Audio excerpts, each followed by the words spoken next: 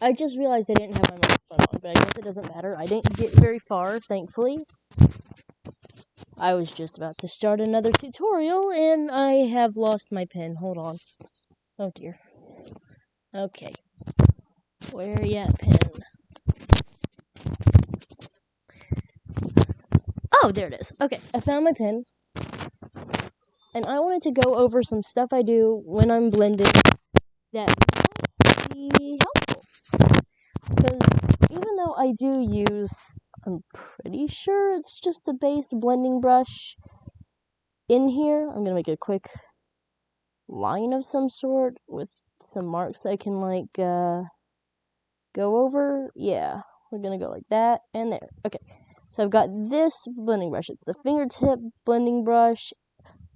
Oh, I thought I was using this one this whole time.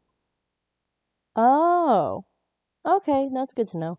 So turns out I was confused. I've been using the fingertip blending brush, which is very nice. I can do like this, and like this. It's very nice. But, you know, whenever you're using a brush, you kind of have to use it right. So let's say, for example, the difference between shading like this and like this. This one I can shade like this, and it'll like smoothly go into the center. Carefully blending around near the edges, so that way it doesn't fill up the white spot with the blending, keeping in mind like the direction you're blending, and the difference in how that looks compared to this. So how you like move the brush while you're blending can make a huge difference. Thus, for example, if you're trying to, let's say, do a face of some sort, let's just make a quick shaped thing here. Add a little more near the bottom. Okay. So for example, I would use a slightly bigger brush because I want to get softer edges. But I could go with a smaller brush and get more sharp, precise shapes going. Both are good though. And you can move it downwards like this while you're blending. And stuff like that to get a different look. And in some cases, this looks better. That actually probably does look a little better there. And then you can do like this. And if you touch the edges, of course, it's going to do that, but you know. I oftentimes do other things like if I'm trying to blend that, like that, I don't go over the whole thing like this.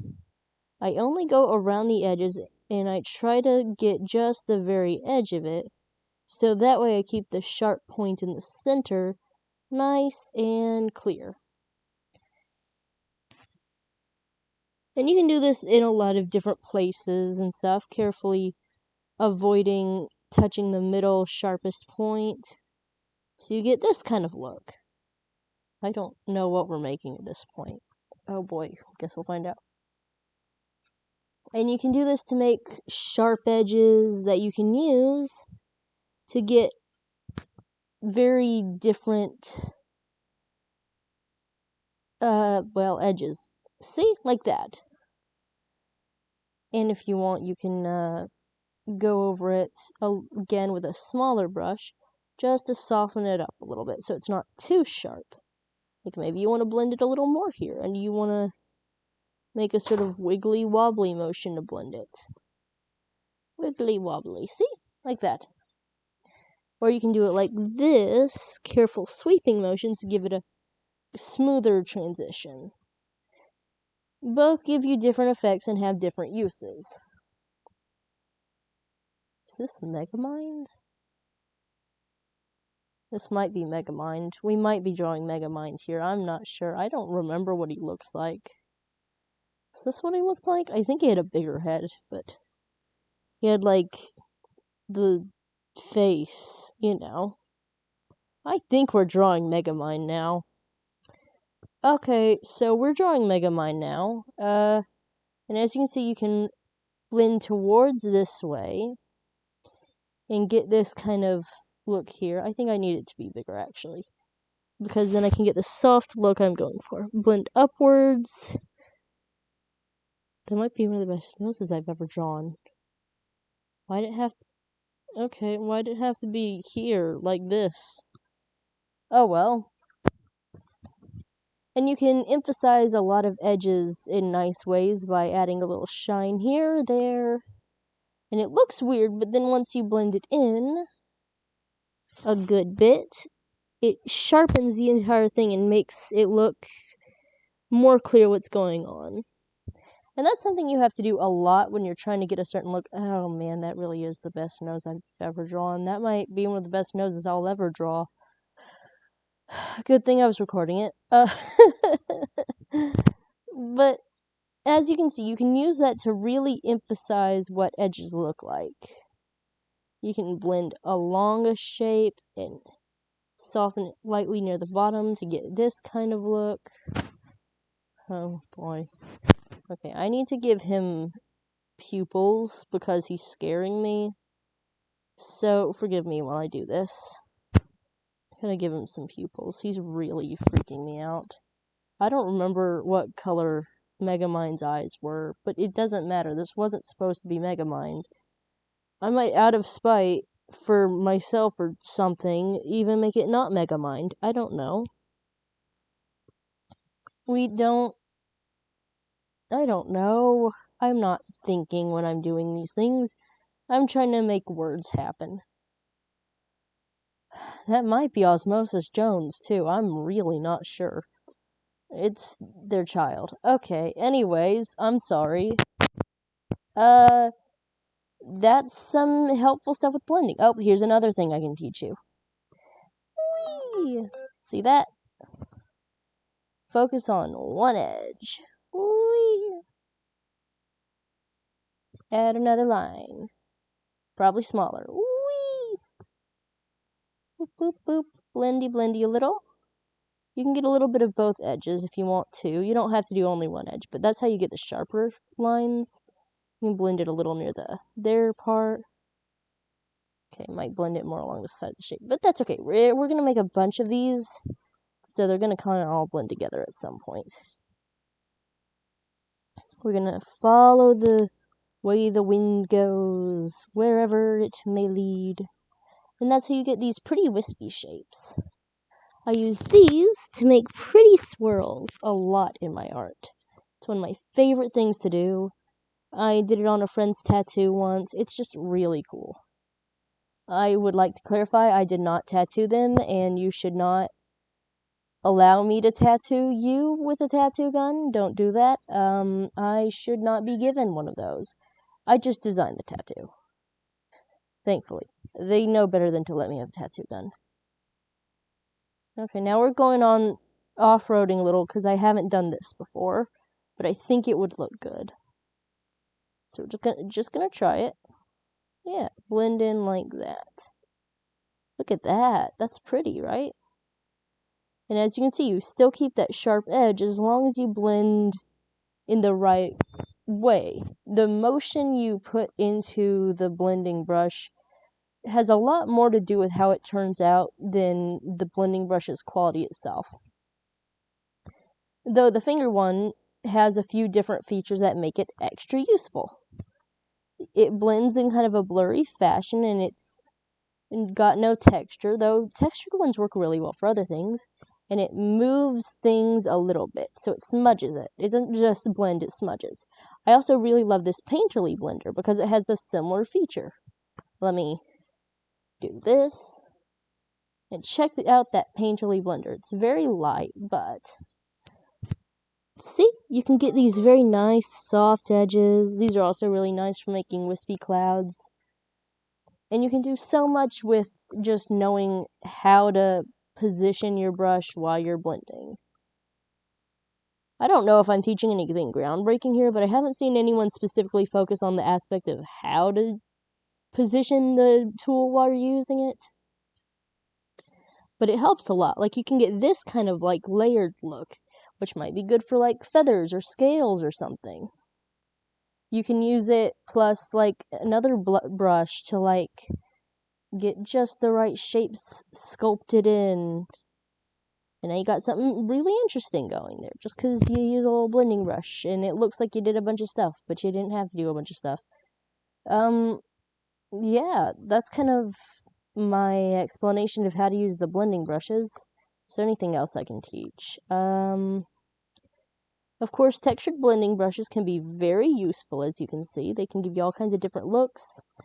They can give you all kinds of different vibes.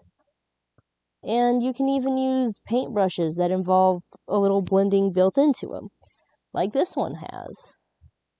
This one does a little bit of blending on its own. So, for example, if I do like this, I can oh dear, I deleted it. Okay, let's try this. So if I go like this, I can do a little blend, blend, blend, and it all looks nice and smooth. You've probably seen a little bit of this blending brush suggestion being done, like, when it comes to painting hair and stuff. Like, when you're painting hair, you probably hear this a lot. Just finding a brush that blends and making sure you go along the motion of it. But it really does help in every way, and you kind of got to try different techniques when it comes to blending in order to see which ways work best, and how should you hold the paintbrush, and how do you do this, how do you do that, how do you make a little concave area. Not with that brush, that's for sure. Not using that one. Okay, using this one. You can, like, push it in towards it, for example, and give it a very hollow and thin look. Maybe you could use that to make cheese. I don't know. You could make cheese with holes with that. There's a lot you can do with it. Just, go nuts, have fun, and try not to... Well, I didn't have anything I was going to say there, actually. I don't know what I was going to say. Try not to do. Try not to...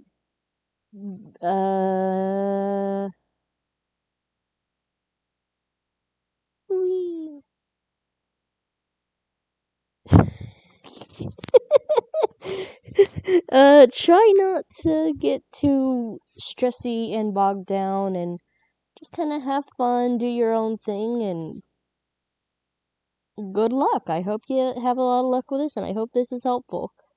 I'm going to apply feathers to Megamind, and then this tutorial shall be over. I'm doing this because I want to see what the texture looks like, and if it works. Because that's something that I have to do a lot of, too. Okay, see, so this could be scales or feathers. But I'm going to try to blend it in such a way that it works as feathers instead. Feathers and scales are actually very similar, interestingly enough. Not like material-wise, I assume. Well, maybe. I don't know. I'm not a feather expert. I don't like how he's looking at me. Kind of just how they layer and lay. It's like a bunch of little plates laying on top of each other. See, now he's got feathers, and you can also add like a little line down the center to make it more obviously feathers. See, now they look like feathers. Add a little lines here. So you can do anything you want forever, and no one can stop you. You can make megamind egg, feather, hair, horse. Yeah, that's maybe that's a horse. Yeah, that can be a horse if we want. I don't think I don't think that's what horses look like. I don't think that's what a horse looks like, actually. Maybe we can't make a horse.